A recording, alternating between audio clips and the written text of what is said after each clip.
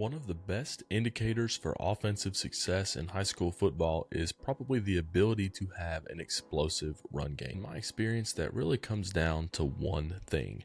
Can we account for every defender in the run fit? And in this video, we're going to look at the 3 different ways that we can account for defenders in football. If we can accomplish one of these 3 things for every defender in the run fit, we will have an explosive run game. Let's dive in. So drawn up here, I have one of my favorite run plays. Wide zone against an odd front.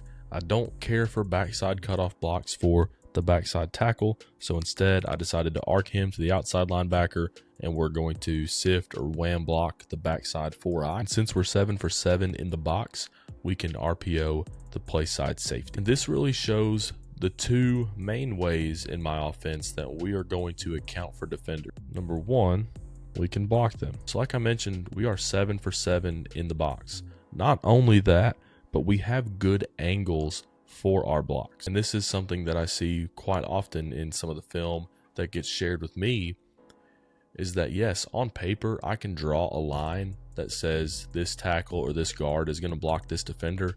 But if I don't have a good angle for it, then I can't necessarily count on it. Here we have good angles. I've got a tight end that's solo on an outside backer. That's okay because that's the running back's read. If we get the Sam reached, then the running back is going to stay outside. If we don't get the Sam reached and the tight end ends up blocking him out, then we're just going to cut it back behind that block. So either way, we should be okay there. With our tackle and guard, we have play side leverage on the 4-eye. So the tackle here is going to throw a shoulder into the 4-eye, let the guard take him over, and then make sure that the jack never gets outside. So we are building a wall right here on the play side, and we are keying the Sam for our bang or bounce read. Center and the backside guard, the left guard here, just have a regular zone combo on the nose. I mentioned I don't care for leaving a backside tackle solo on a 4-eye to try and cut him off. I don't hate it. It's better than trying to down block a 4-eye solo on the play side of a gap scheme. But if this 4-eye is a dude and he can just beat us across the point of attack, then he can chase this thing down. So since we have the numbers, since we have the angles, I'd rather take the tackle out to the wheel and then take the fullback to have a play side angle on this 4-eye as opposed to a backside angle. So here we have good angles in the box, in the core.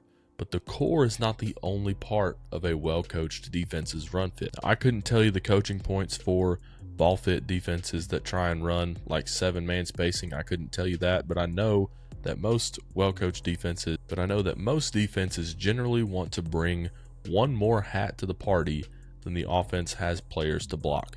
And for me, that's really my definition of the force defender. Who is the defense trying to add to the run fit that we cannot account for with somebody in the box? Here, that would be the strong safety. In a match quarters world, his read here is number 2, which is the tight end. Number 2 blocks, so he needs to add to the run fit. Now he's number 8. We're 7 for 7 in the box. The strong safety's number 8. We can't block him with somebody.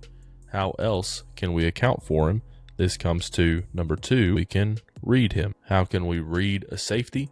We put him in conflict. We have to put a route that's going to enter his space. If he vacates that space, then we can throw the ball behind him. So the philosophy here is that we are 7 for 7 in the box. We are 1 for 1 on the perimeter with the Z and the corner. The strong safety here is the question mark. He can either be the 8th defender when we have 7, or he can be the 2nd defender when we have 1. He's going to be the +1 somewhere. Wherever he's the +1, we want to work opposite. So if he decides to stay home and cover the glance, then we need to hand this ball off.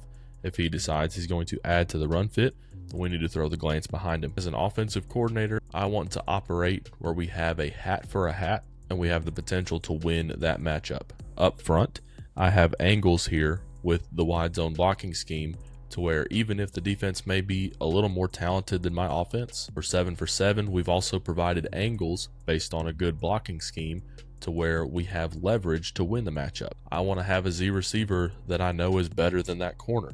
If I give him the chance to win this glance one-on-one, he does have to beat the corner. The corner generally here, especially if it's match quarters, is probably going to be inside leverage. I've got to get across his face and up into this safety space in 5 steps because the quarterback is expecting me to cut on that 5th step. I've got to win that matchup. If we have both of those things, then the strong safety can't be right. Now, what if I don't have a Z who can win this match and I can't trust him to be that hat for a hat? So instead, what I can do with my base rules is I can bring him down into a nasty split, a 5-yard split, and now my RPO rules are off.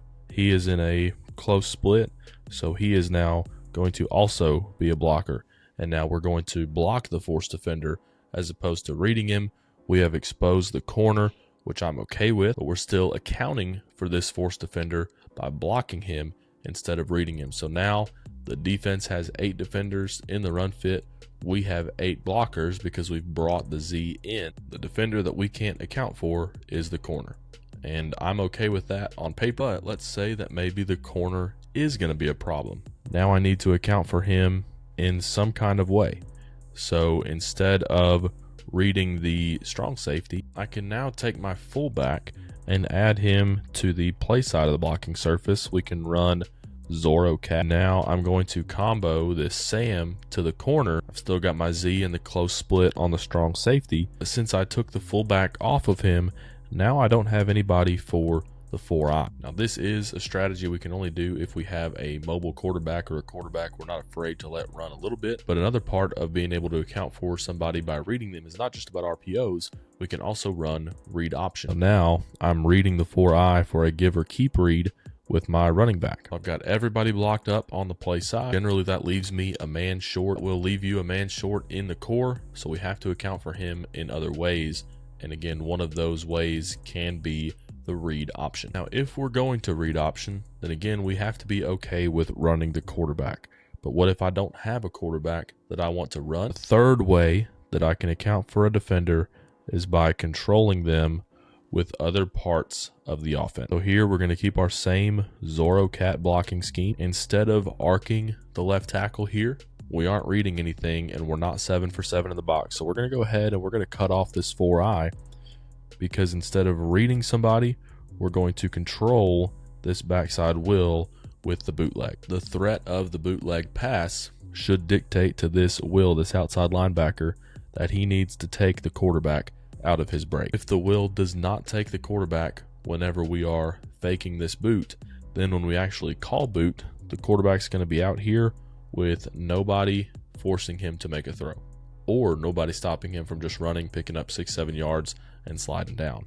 We're also still in a way controlling this free safety. We're controlling him with our backside thunder RPO with the X.